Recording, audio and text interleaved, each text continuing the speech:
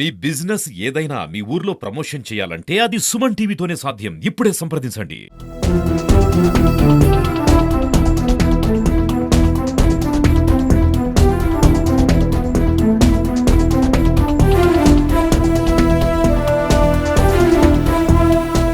Hi నమస్తే, welcome to Suman TV.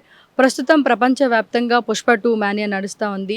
ప్రపంచవ్యాప్తంగా 12,000 స్క్రీన్లో 80 దేశాలలో పుష్ప 2 మూవీ అనేది రిలీజ్ అయ్యి ఒక హైప్ని క్రియేట్ చేసింది.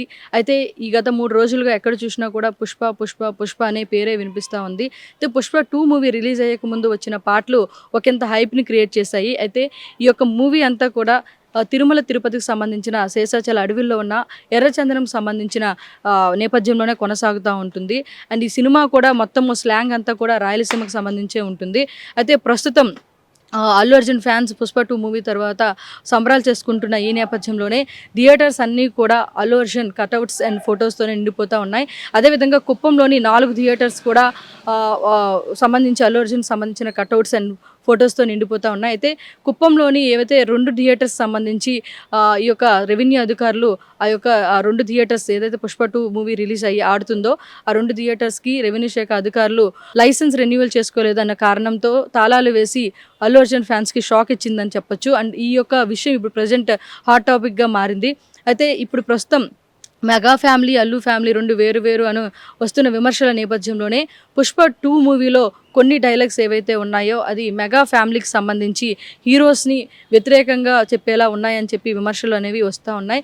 దీని పట్ల మెగా ఫ్యాన్స్ అందరూ కూడా మండిపడుతున్నారు. అయితే ఇది కేవలం ఈ యొక్క డైలాగ్స్ అనేవి కేవలం సినిమా పరంగా మాత్రమే ఎవరిని విమర్శించే విధంగా లేవని చెప్పి ఇటువైపు అల్లు ఫ్యాన్స్ అందరూ కూడా చెప్తూ ఉన్నారు. అయితే ఈ నేపథ్యంలోనే ఏవైతే కుప్పంకు సంబంధించిన 2 థియేటర్స్ లక్ష్మీ మహాలక్ష్మి థియేటర్స్ అనేవి మూసివేయడంతో అక్కడ కేవలం అది కూడా ఆ థియేటర్స్ కూడా టీడీపీ అధికారికి సంబంధించిన థియేటర్స్ కావడంతో కావాలనే చేశారా అనే ఒక అంశం కూడా వెలుగులోకి వస్తుంది. దాని పట్ల కూడా చర్చనీయాంశంగా మారిందని చెప్పి తెలుస్తుంది.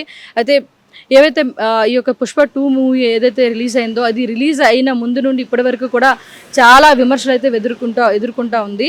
పుష్ప 2 మూవీ టికెట్స్ సంబంధించి కూడా ఇప్పటికే బెనిఫిట్ షోస్ అని, ప్రీమియం షోస్ అని వేసిన అన్ని షోస్ కూడా టికెట్స్ అనేవి హై కాస్ట్లో ఉన్నాయని కూడా విమర్శలు వస్తున్నాయి. దాదాపు 800, 1500, 2000 వరకు కూడా టికెట్స్ అనేవి విక్రయిస్తున్నారని చెప్పేసి కూడా విమర్శలు వస్తున్నాయి. అయితే ప్రస్తుతం ఇప్పుడు కూడా టికెట్స్ అనేవి 300 కాస్ట్ ఉండడం పట్ల సామాన్య భక్తులు ఏ విధంగా ఈ యొక్క మూవీని చూడాలి అని చెప్పేసి కూడా విమర్శలు అనేవి వస్తున్నాయి. అంటే పుష్ప మూవీ వచ్చినప్పటి నుండి కూడా ముందు వచ్చి రిలీజ్ ముందు నుండి ఇప్పటి వరకు కూడా చాలా విమర్శలు ఎదుర్కొంటూనే ఉంది.